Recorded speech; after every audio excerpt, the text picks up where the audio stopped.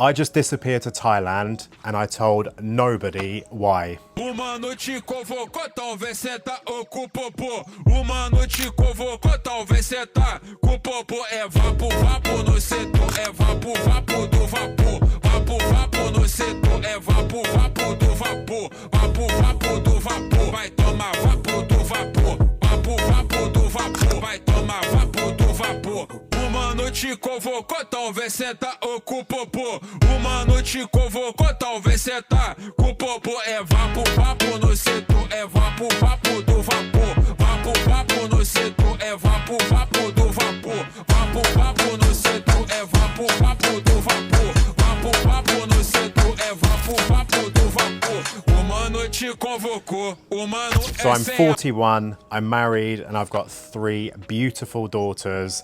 I run a successful business in the UK, but it was really time to go out of my comfort zone.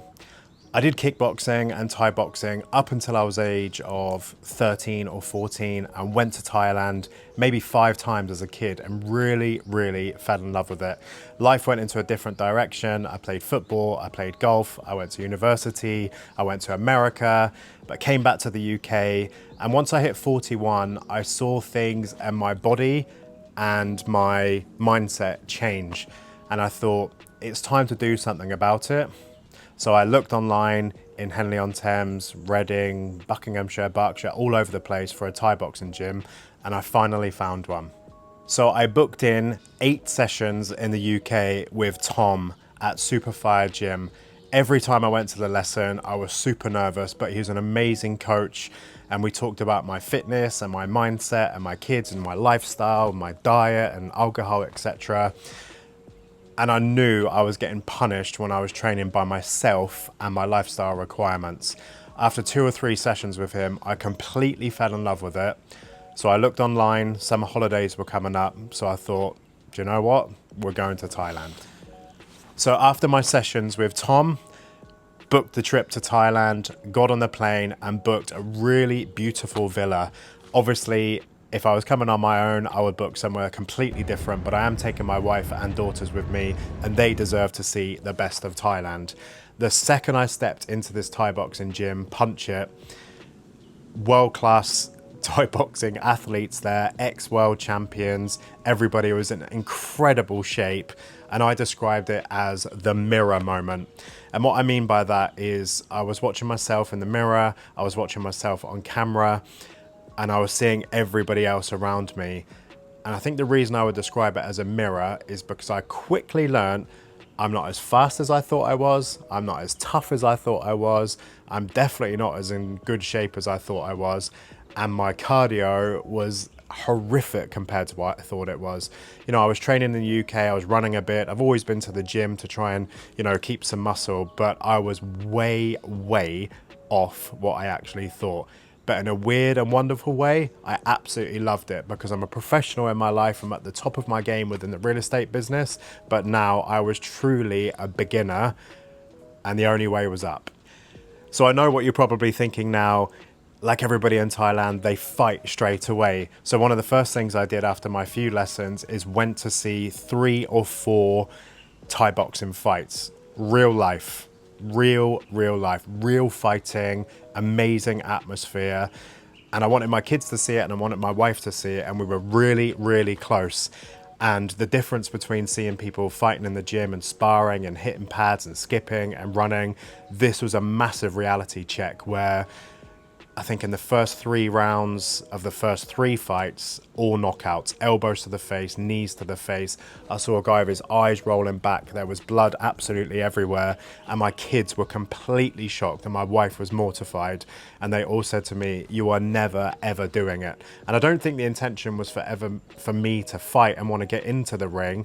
But obviously you're thinking at some point, all this training and this learning, you know, it's got to lead somewhere. But that was a massive eye-opener. And I think when I drove home that night, I actually questioned everything. I don't want to do this. This is not right for me. But then I woke up, had a lesson at 10 a.m. the next morning, and I 100% had to be there. During our trip, obviously being with my wife and kids, we visited some of the most beautiful parts of Koh Samui. We went to a pig island, so it was 20 minutes on a speedboat. You get to feed these piglets. It was absolutely unbelievable. We went to a really ethical elephant sanctuary. We ate the best food. We went to the most incredible beaches. And again, this is one of my realization moments where I thought, I'm 41. I don't need to be doing this to fight. You know, what's it even going to pay? And I looked into how much fighters earn over here, and it can be a couple £100. You know, obviously the big fighters in Bangkok, they're earning 5, 10, 20 grand, I guess, at the top of their game, maybe even more with sponsorship.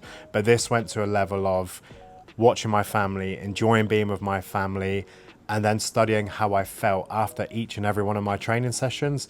It was brutal at the time, sweat leaking off of me, covered myself in oil to heat up the muscles, needed a massage every single day after every session. Electrolytes was so important because you just felt like you're gonna die. The little sofa thing I was sat on the gym after every lesson was soaked, had puddles of sweat, and I loved every minute of that. So I think it was more for the mental side and the physical side, and obviously the big challenge at the same time. So halfway through the trip, I'm 5 or 6 lessons in, and I'd only booked 10. That would give me 2 or 3 a week, which I thought was enough, but I suddenly got the bug for it.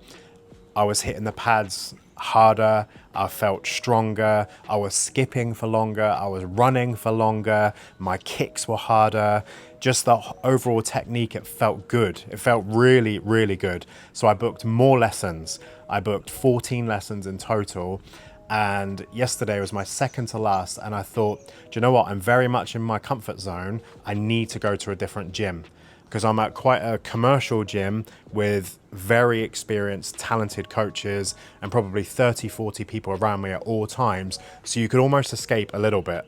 If you needed to sit down and have a little bit of a drink break, you could escape by another 30 seconds. And believe me, every second helped. So I went to another gym, which was above a Thai boxing shop and a massage studio. It was in Muay, in Koh Samui, above all these like crazy cables, and it was an ex-pro, and I think he must have been in his 40s or 50s, and there was a Spanish coach in there as well. So again, completely out of my comfort zone. Before, I knew I was going to run for 5 minutes, skip for 5 minutes, pad work, this, but this lesson I had absolutely no idea, but I loved it. It was so technical, I could tweak everything about it, and I thought, do you know what, this is perfect for me. So on my final lesson today, I think this is a pivotal point in my whole journey, and I'm quite glad it happened, because I wanted to really enjoy these last few lessons and have a bit more fun with it, but I was definitely pushing myself more, and I started to spar with the coaches, and these sparring sessions were great. They probably don't look much on camera, but they really take it out of you.